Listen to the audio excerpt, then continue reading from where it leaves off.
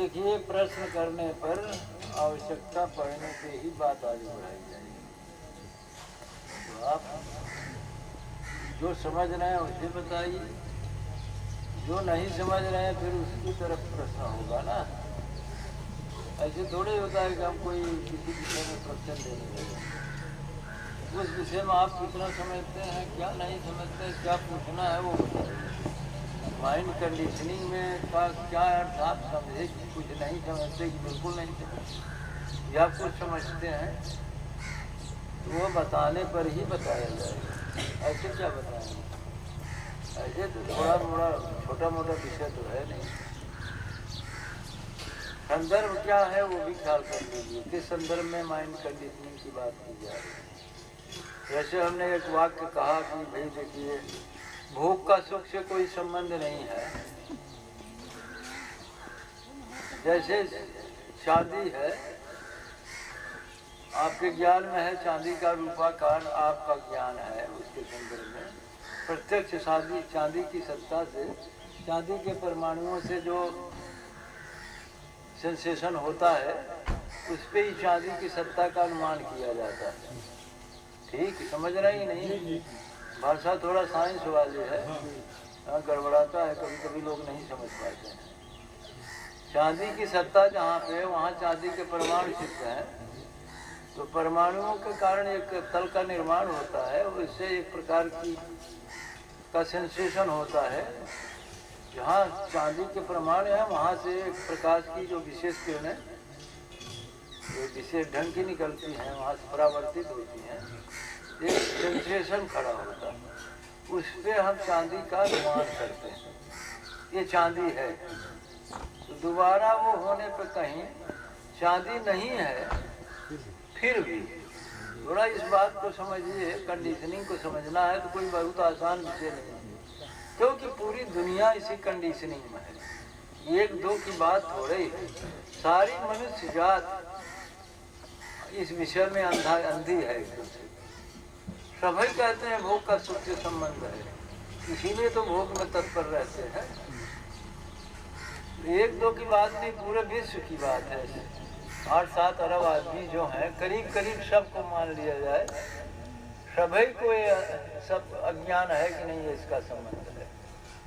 तो जो लाइट चांदी के परमाणुओं के संघात से तल का क्रिएशन हो रहा है, उससे जो लाइट वापस होती है बढ़ती, जो लाइट, वो लाइट करीब करीब सफेद कलर है उसका।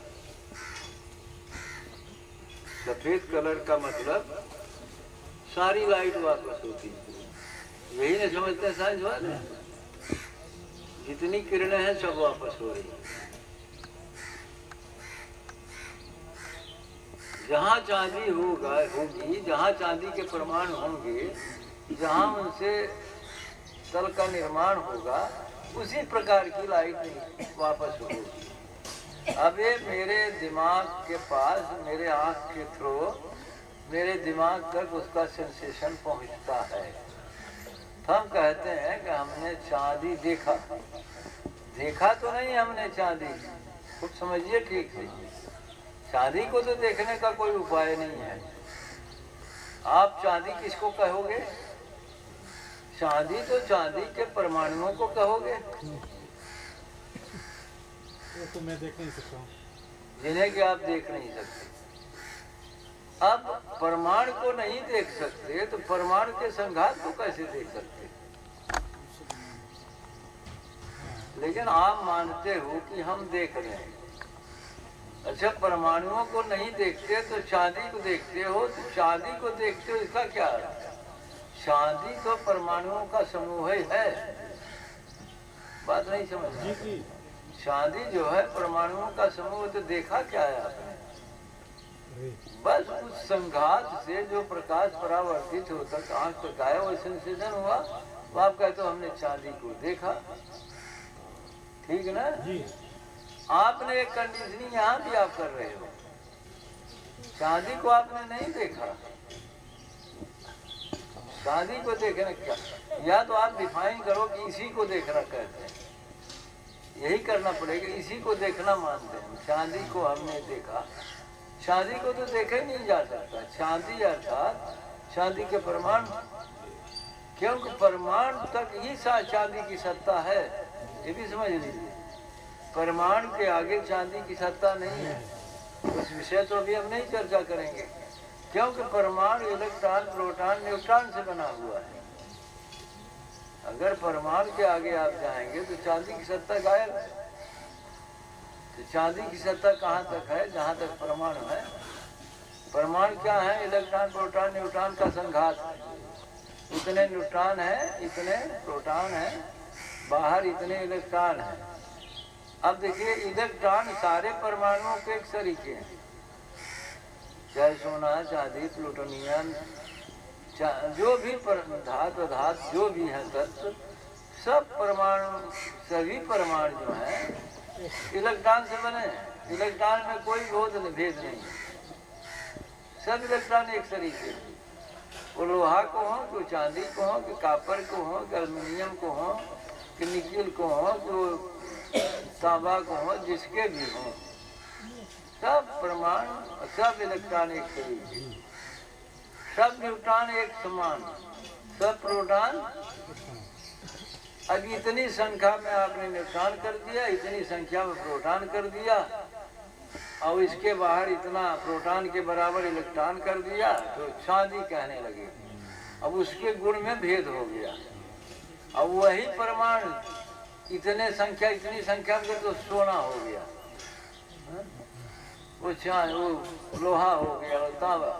तो इसलिए हम अभी परमाणु तक ले रहे हैं। चांदी की सत्ता का मतलब परमाणु से चांदी सत्ता में आ रही है। तो प्रकाश तो आपकी आंख तक आ रहा है, चांदी से उसका क्या संबंध है? ऐसे प्रकाश से ऐसे रूप का क्रिएशन होता है। हम मानते हैं कि यहाँ कोई तत्व है जिसे चांदी कहते हैं, कोई वस्तु है। तो आपने कंडीशनिंग किया, एक प्रकार से आप समझिए कंडीशनिंग यहाँ भी हो रही है, क्योंकि आप चांदी को सीधे देख नहीं रहे हो, लेकिन आप मानते हो कि हाँ ऐसा प्रकाश आएगा तो चांदी ही होगी वहाँ। अब सीप में वही भ्रम है। सीप आप जानते हैं ना, सीप में अगर प्रकाश एक एंगल से आए तो एकदम चांदी की तरह चमकता। अब देखिए, वहाँ चांदी के परमाणु तो है नहीं, लेकिन प्रकाश ठीक वो प्रकाश जो चांदी के परमाणु लौटाते हैं, वही सीप के परमाणु लौटाते हैं। तो आपको लगता है वो चांदी, कंडीशनिंग हुई ना। अब आप नहीं हो सवाल समझ गए, यहाँ तो चांदी है।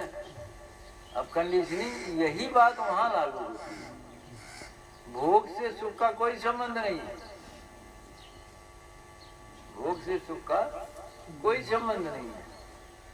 एक प्रकार का सेंसेशन है, वो सेंसेशन किन परिस्थितियों से होता है वो ऑब्जर्वेशन का मैटर है। आम आदमी ऑब्जर्व नहीं कर सकता है, वो सम्मोहित कर लिया है अपने आप।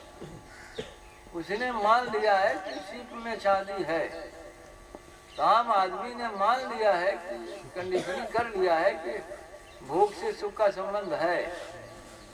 अब यह किसी प्रकार से, वो क्या भजनीय गाते नहीं, के पोम आता है ना, माया चित्र विचित्र विमोहित, माया चित्र विचित्र विमोहित, माया चित्र विचित्र विमोहित, विमोहित है, इसलिए उसे समझ नहीं आता। कोई बिरला ही बोलता, जाने बिरला कोई, तो बिरला ही कोई समझता है, क्योंकि सारा आदमी कंडीशनिंग के हिसाब से बोल रहा है ना। नहीं, ऐसा है, वहाँ चांदी है, चांदी की सत्ता को पता नहीं किया, वहाँ सुख है, वहाँ सुख नहीं है। तब पूछते हैं भैया कैसे सुख को क्या समझते हो, कहाँ सुख है? तो हमने कहा भाई आइए आप इंद्रिय के तल पे, रूप पे आइए, ध्वनि पे आइए, स्पर्श पे आइए, स्वाद पे आइए, गंध पे आइए, पांचों ज्ञान इंद्रियों पे, पांचों सेंस पे आइए, और थोड़ा समझा जाए कैसे सुख आप कह रहे हैं। एक बार तो चर्चा किया है, इन्होंने शुरू किया, हमने कभी चर्चा कर लीजिएगा, तो चर्चा तो फिर करते ही लोग छोड़ देते हैं। अब क्या आपको पूछना है?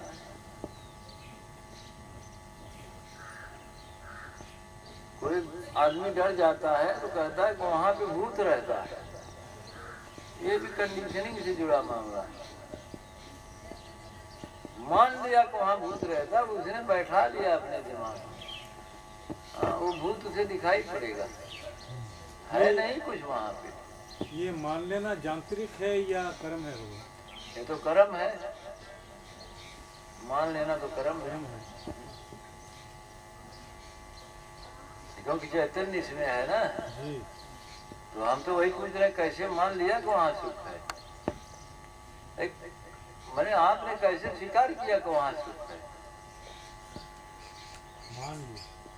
वहाँ सबसे पूछ रहे हैं, कोई बोलेगा भी नहीं ना। ताजुब की बात है, कोई बोलेगा नहीं। आप भले ही इस दुनिया में सुख के चक्कर में पड़े हैं, मुझसे तो आप नहीं बात करेंगे। बात करिए तो देखिए क्या निकलता है। आप मानते हो दुनिया में सुख है, हम कह रहे नहीं है, दुखालय है। मान लिया तो मान लेने से सत्ता थोड़ी सिद्ध हो गई। मान लिया आपने है तो मानने को तो कुछ भी मान सकते हैं। जब कल्पना ही करनी है तो आकाश कुसुम की कल्पना करिए, आकाश में कोई फूल थोड़े होता है। हम मानते आकाश में फूल है, हम नहीं स्वीकार करते। भोग से सुख कहाँ संभव है? क्या प्रमाण देंगे भोग से सुख का? आप प्रमाण क्या देंगे कि भोग से सुख है, भोग में सुख है? क्या प्रमाण देंगे? दीजिए प्रमाण ना। नहीं देंगे तो उसी बात को कहते कंडीशनिंग है, भोग का सुख से कोई संबंध नहीं। तो आप तो इतना भी नहीं पूछ पा रहे सुख क्या है, न आप बता पा रहे हो सुख क्या है।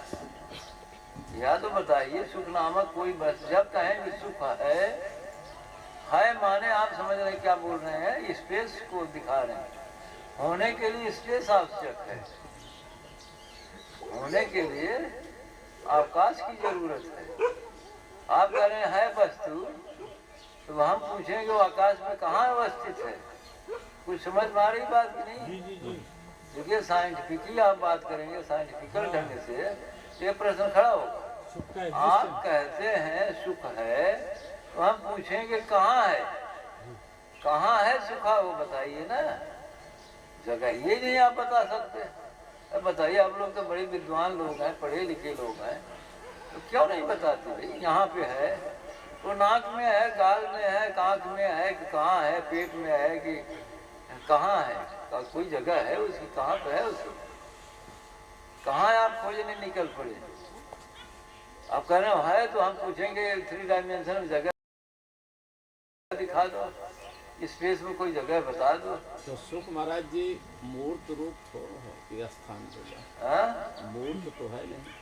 तो आप है क्यों कर रहे हो? आप ऊर्जा की तरफ से बता रहे हो। चलिए आपको ऊर्जा अगर बताएंगे, उसी ढंग से पूछ लेते हैं। फिर ऊर्जा में परिणाम दिखाओ। फिर अगर आप ये कहोगे नहीं अमूर्त है, अमूर्त तो ऊर्जा भी है, तो क्या सुख ऊर्जा की तरह है? तब कैसे आप तो है कहेंगे? तो अगर ऊर्जा कह रहे हो तो है तो नहीं बोलना, छोड़ दीजिए ना। आप कहेंगे कि यहाँ बिजली है, ये कौन भाषा हुई? अरे भाषा तो सुधारिए। आप कहेंगे यहाँ प्रकाश है, गलत शब्द की भाषा है ना। आप स्पेस में आप प्रकाश को कहीं जगह पे नहीं दिखा सकते। हवाई तरंग को आप जगह में नहीं दिखा सकते हो।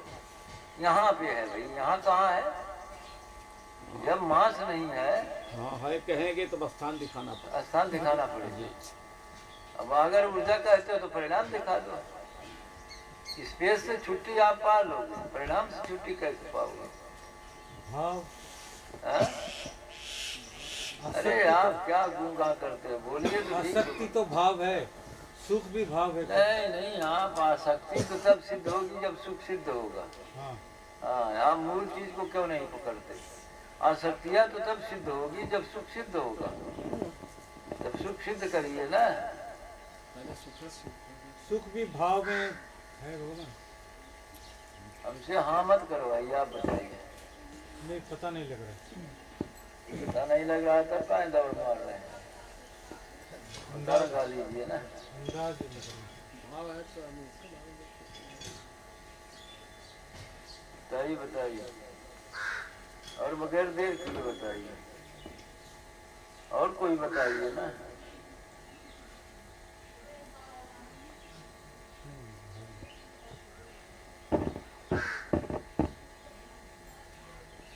माया बस जीव सचराचर, माया बस जीव सचराचर, सारे जीव माया के बस में,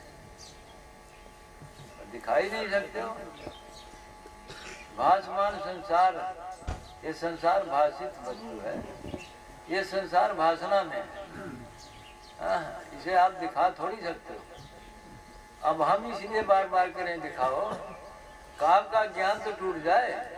अरे आप कोशिश नहीं करते हो, आप इधर तो मान के बैठे हो कि है इसकी सत्ता, हम पूछ रहे हैं कि दिखाओ। अब हमारी प्रश्न का उत्तर देने के बाद आपका ज्ञान मिटेगा। महाराज जी, आप विचार करने नहीं चाहते हो।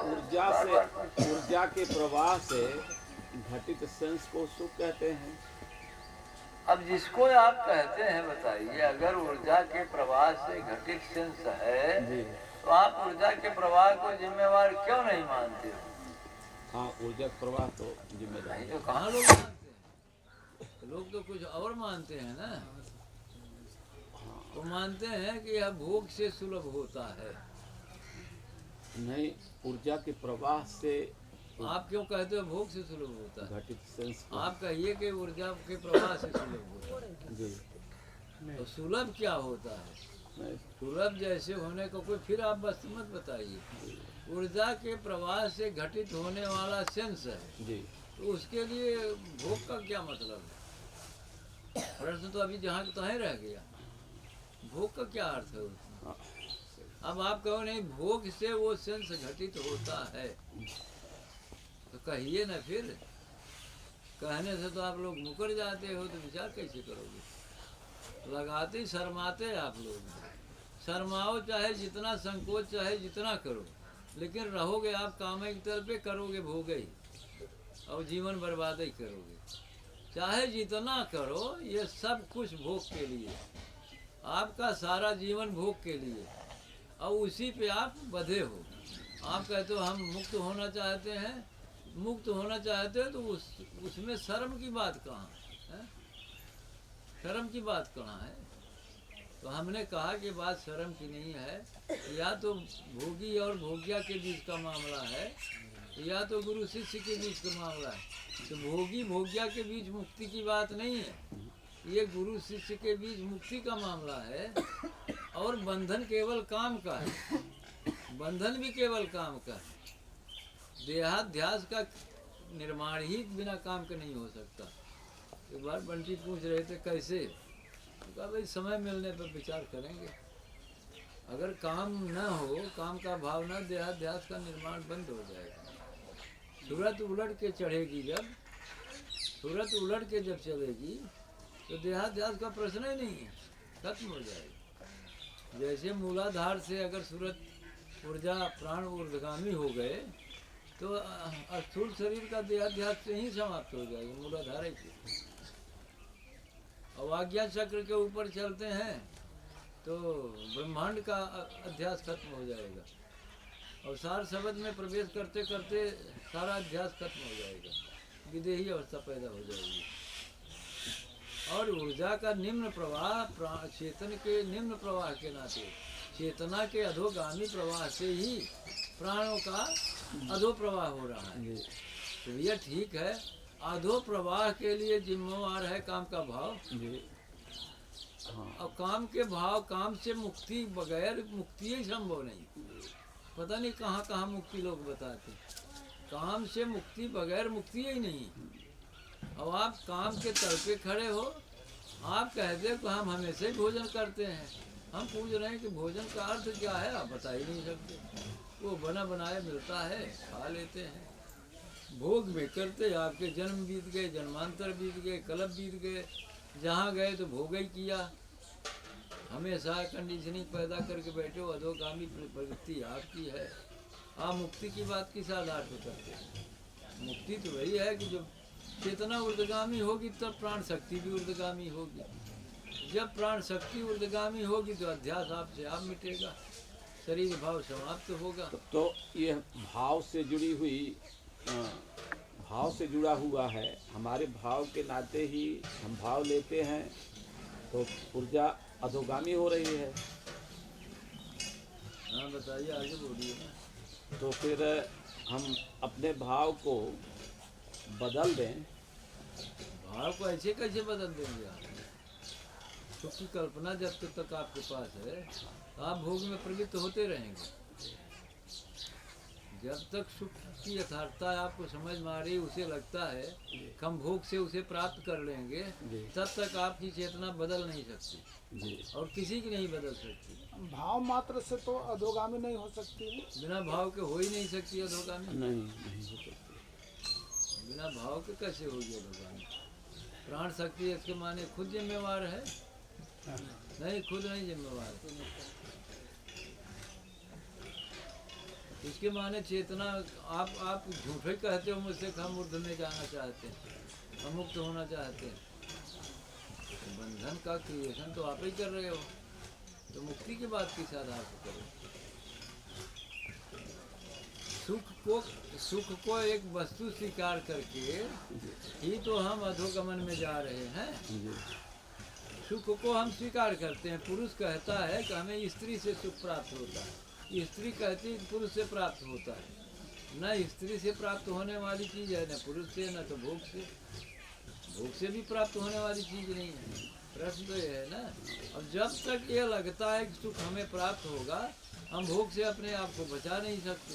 अगर हम बचाने की कोशिश करेंगे तो दमन में चले जाएंगे, पागलपन में चले जाएंगे, क्योंकि विषय का चिंतन तो भीतर से करते ही रहेंगे, तो आडंबर में चले जाएंगे, पाखंड में जाएंगे। अच्छा है कि जिसे साधना करनी है, ऊर्ध्व प्रवाह में जाना है, उसे तो ये समझना पड़ेगा कि सबसे बड़ा दुश्मन हमारे लिए, सबसे बड़ी समस्या तो काम ही है। सबसे बड़ी समस्या काम है। हमारी अभी सारी सोच काम के केंद्र पे है। हमारी सोच सारी काम के केंद्र पे है। हम विषय के बटोरने में ही लगे हुए हैं। कितना पैसा मिल जाए, कितने भोग के साधन मिल जाएं, कितना सुंदर महल मिले। महल क्या सुंदर होता, कितनी सुंदर पत्नी मिल जाए, कितना सुंदर पति मिल जाए, कितना महल मिल जाए, कितने भोग के साधन मिल जाए, खाने के पीने के सब मिल जाए। आप कर क्या रहे हो जीवन भर? अभी कोई जाने वाला कहता मेरा बहुत जरूरी काम आ गया। हम व्यंग बोलते हैं जरूरी काम तो कुछ है ही नहीं। जरूरी काम तो यहीं चल रहा है।